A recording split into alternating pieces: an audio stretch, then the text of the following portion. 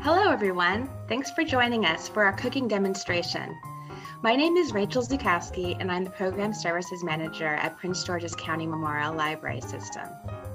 I'm so glad you joined us today. We will be cooking together rice tabbouleh. And I first wanted to share a little bit of background on this excellent dish that you may have heard of. It is often served in Middle Eastern restaurants. So I have a little slideshow that I'm going to share with you. Here we have a photo of tabbouleh.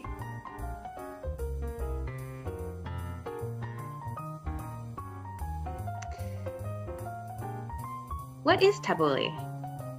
It is also spelled differently, T-A-B-O-U-L-I. There's also a variety of other spellings as well, depending on the region. It is a simple vegetarian Mediterranean dish of finely chopped vegetables, lots of parsley, and bulgur wheat, all tossed with lemon juice and olive oil. In the Middle East, particularly Syria, Lebanon, Palestine, Jordan, Egypt, and Iraq, it is usually served as part of meze, or appetizer course. And in the photo, you can see tabbouleh in the middle there, surrounded by a lot of other mostly vegetarian dishes, some sauces and yogurts, hummus, chopped vegetables, breads, pickled vegetables, etc.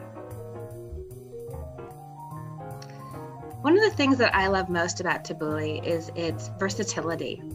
There can be so many different variations. You can see that represented in the photos here. Today we're going to make our tabbouleh with fresh parsley, but it is often made with fresh mint as well. And if you don't have the ingredient bulgur wheat around, which I didn't, it can be replaced with a variety of other grains such as couscous, rice, quinoa, barley, or if you're trying to be carb-free or low-carb, cauliflower rice. The main component of tabbouleh that really makes it what it is its fresh parsley, and it is often the largest vegetable component in the dish. But you can include other vegetables like onions, tomatoes, garlic, cucumbers, carrots, etc. Really, the sky is the limit here, which makes the salad so versatile and wonderful. My dish today I ate warm because I didn't want to wait, but it can be eaten cold and is usually eaten cold, but can be eaten either way.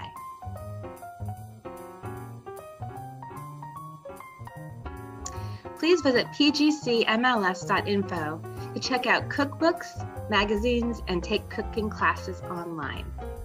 To access cooking lessons, you can go to great courses on our Canopy service, and there are many wonderful courses there.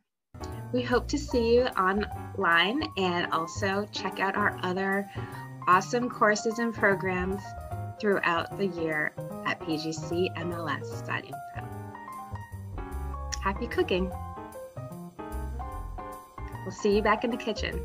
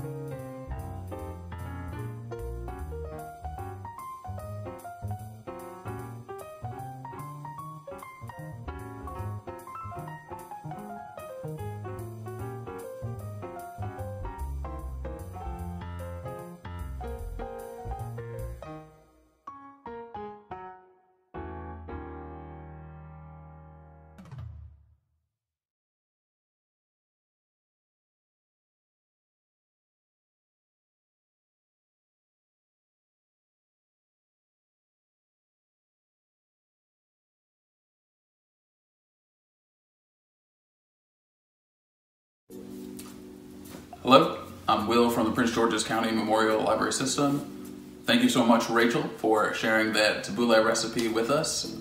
I loved that. That looks awesome. Very excited to create that in my own kitchen, mostly because I love a grain-based salad.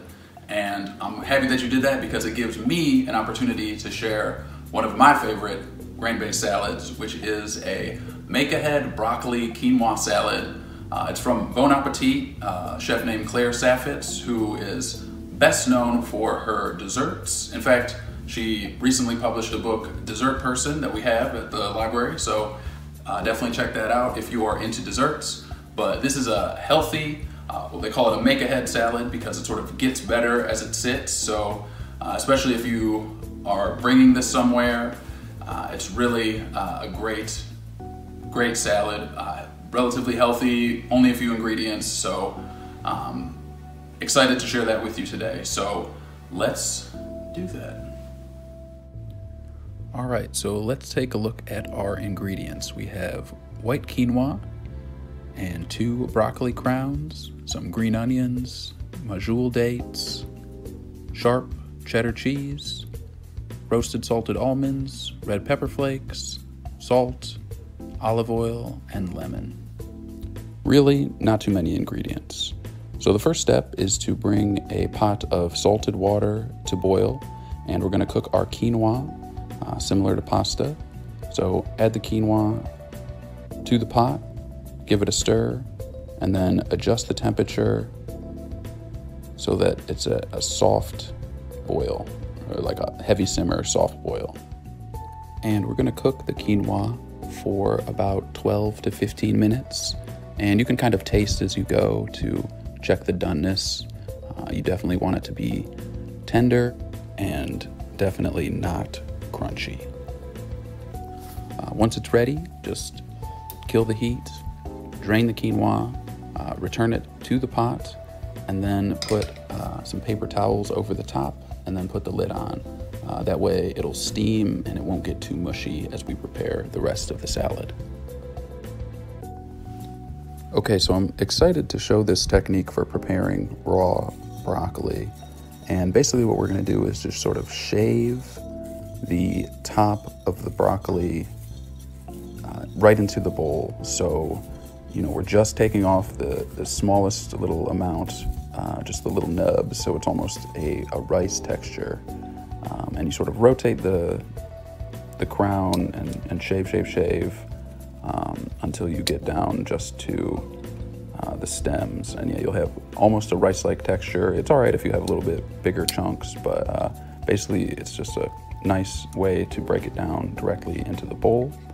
And once you've done that, you can sort of carve up the stems, and you can do that by removing sort of the tougher outer layer and getting to the tender innards and just sort of slicing that up. So a lot of times people just toss the broccoli stems, but actually there's some goodness still inside. So if you remove the tough outer and get to the tender inner core, you can dice that up and then add those pieces to your salad as well. All right, so next we're going to prepare our dates to put in the bowl. And these are medjool dates, and the recipe actually calls for not medjool dates, but this is what I had, so this is what I was working with. And basically, I think the main component is that you're just looking for something soft and sweet. So, potential substitute could be like cranberries or maybe like tart cherries. But, just gonna take the pits out of these and chop them up before putting them into the bowl with our broccoli florets and stems.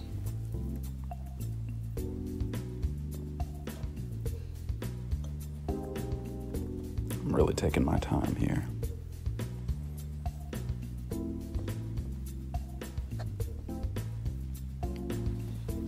Okay, and the next thing we're going to add are the green onions, and so those simply just thinly sliced.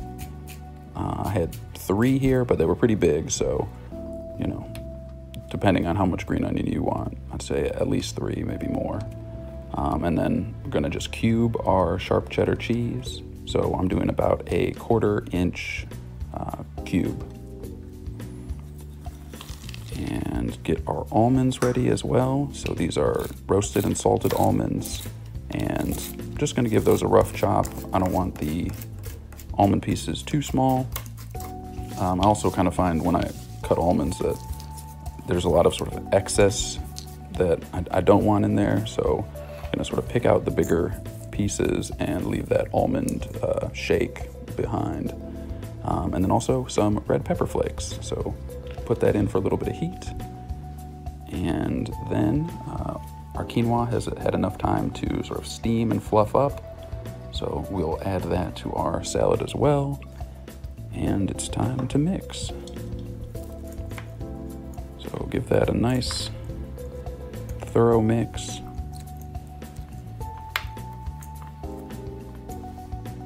And then add some salt.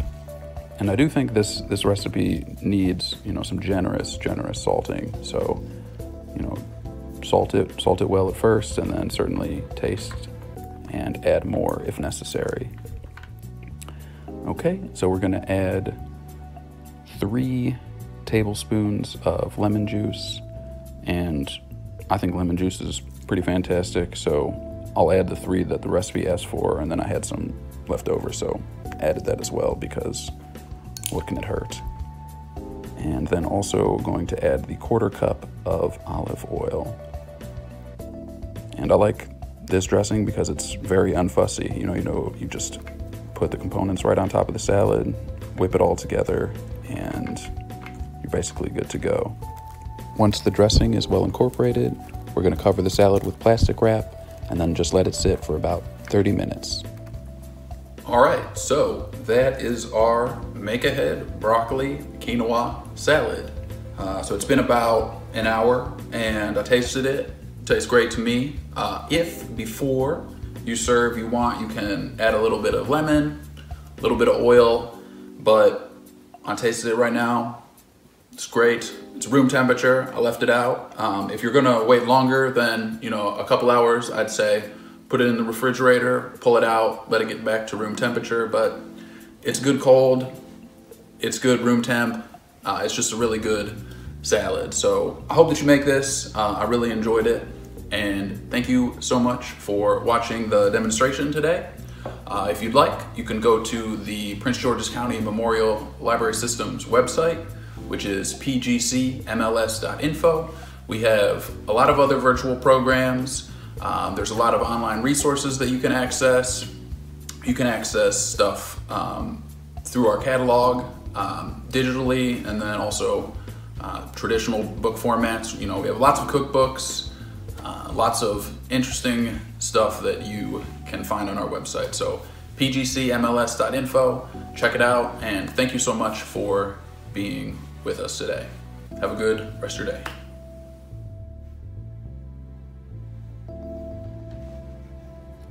And I guess I'd like to close with some unnecessary close-ups of the final product.